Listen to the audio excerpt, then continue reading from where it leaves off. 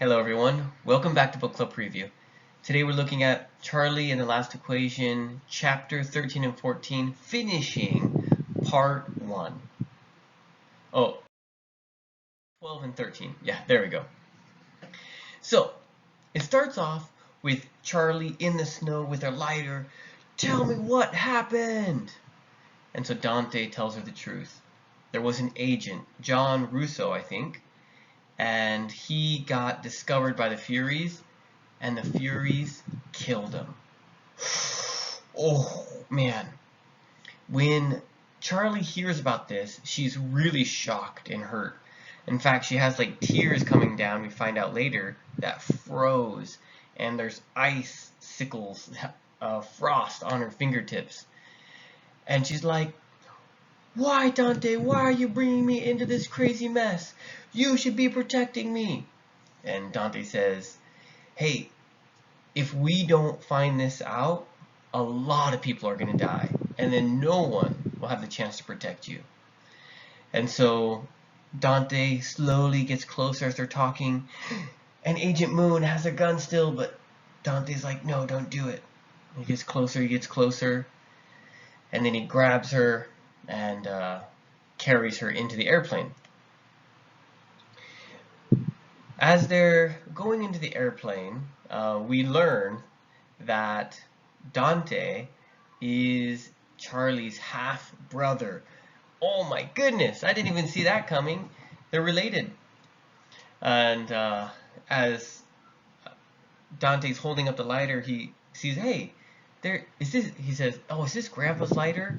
"Yeah, it is." And there's no fuel inside. So Charlie was bluffing. She says, "Yeah, I'm a genius. You don't think I'm crazy enough to blow us up?" And so he kind of laughs, but he keeps the lighter in his pocket, and Agent Moon hears that Dante and Charlie are related, that they're half brother and sister. In the next chapter, we learn how are they half brother and sister. Well, they have the same father, but when Dante's mom got pregnant, his father ran away. And so Dante took his mother's last name, Dante Garcia. And Thorne, I think Larry Thorne, is Charlie's dad, and Charlie's dad married Charlie's mom, and they had a baby named Charlie. But Charlie never really liked her parents. They were, in fact, really, really bad parents. In kindergarten, Charlie kept getting in trouble, but Charlie kept saying, "Mom, Dad, I'm just so bored in kindergarten." But they didn't believe her. One of her teachers, though, gave her an IQ test and found out that Charlie is a genius. Oh, man. When the parents found out that Charlie's a genius, suddenly they started caring about her. And when they started caring about her, Charlie suddenly felt hurt and resentful. And her parents were trying to get her to have her own live TV show. Okay, sorry. So they're bad parents. They tried to get some like reality TV programs for Charlie to be on, and they're like, "Oh, we're gonna be rich. Our kid's a genius, and we're gonna make all sorts of money from our child." Charlie didn't like that. And so whenever she had like an interview to be a famous movie star or something, she would pretend to be really stupid. Or she would pretend to be normal. And so her parents would get really frustrated with her and give her punishments. But Charlie didn't want to make money for her parents. And so she'd always do something to disappoint them, so that way they couldn't make money. Well, Charlie had two goals in life. One, she wanted to leave home as soon as possible, and the best way was to go to college. Two is to be financially independent when she left, so she wouldn't need anything from her parents. That led her into thinking, how can she make money? Well, she's in her bedroom all alone, in trouble, so she makes her own program, security program, and she wants to sell it. And so there's this really big company called Lightning, and she sends them a USB with a letter saying, "Hey, I made this security program. If you want it, please send me a fair price. I think $10 million is fair. And she mailed them the USB with the whole program and the letter. Hey, she's still like 8 years old, okay? She's a little naive, a little pure. She sent this off to Lightning. They never replied. A year later, they came out with this incredible computer security program, the one that Charlie made. And so they got really even more famous than they were. They were making a lot of money. They got a lot of stocks, but they didn't change the program at all.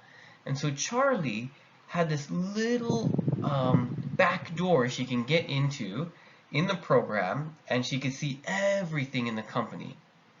And so she changed their website to be like, we are evil company, and she stole, $40 million from them, although it was kind of hers because they stole her program, and she did all sorts of terrible stuff to them, and their business company prices never really recovered after that. At this point, we start to see how Charlie and Dante connected. They only met each other 3 times in their life. One time, when Charlie was 4, Dante was a college student and came to visit, and he wanted to try to get some connection with his father, which didn't work out. But he met Charlie, and he thought, wow, Charlie's pretty cool. She might be really special and unique, because she was a genius. The next time they met was at their uncle's funeral. Charlie was 8, and Dante saw her again, and maybe Charlie told Dante about the security program. So when Dante heard about the lightning incident, right, with the company, he thought, oh, I think my sister did this. And he finds out, yes, she did do it. And then the third time they met, I think, was at the Snow Mountain place. So I guess they met 3 times. And that's kind of how they've connected and why they're brother and sister, but not really brother and sister. Let's go through some vocabulary. Extremities are the outer parts of the main core of your body, right? Your head and your heart and your lungs and your stomach. Those are like the most important things in your body. The other parts sticking out, we call those extremities. Facade is like a mask. So Charlie was trying to act tough, but inside she was crying. So her facade, her mask, was being tough. Vain means you only think about yourself. Neglectful means you don't care for someone else's needs. Charlie's mom should take care of Charlie, but Charlie's mom only cared about herself and didn't care for Charlie. She neglected, didn't look after her needs. Rowdiness is kind of like extra energy, causing some trouble. If you think about a bunch of young boys, like 5 years old boys, in a room together, things are going to get crazy. In fact, they're going to get rowdy. Energy, wrestling, fighting, maybe a little broken activity things here. Chagrin. Chagrin is like being embarrassed in front of people, or being like disappointed in front of people. And whenever Charlie's parents brought her to some special meeting, Charlie wouldn't act like a genius, and her parents would feel really embarrassed. They would feel chagrin. Berated is to yell at someone more than you need to. Ah, yeah, yeah, yeah, yeah. And continue.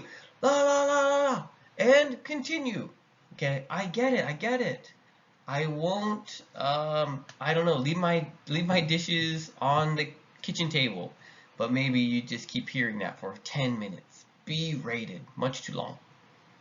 Nefarious is like doing something for bad reasons, evil, not good.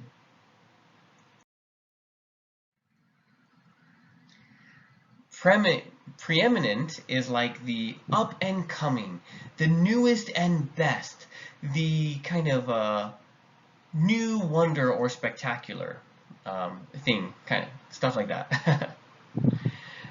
Being a tool Their father is a tool, which means like an idiot, someone you don't like.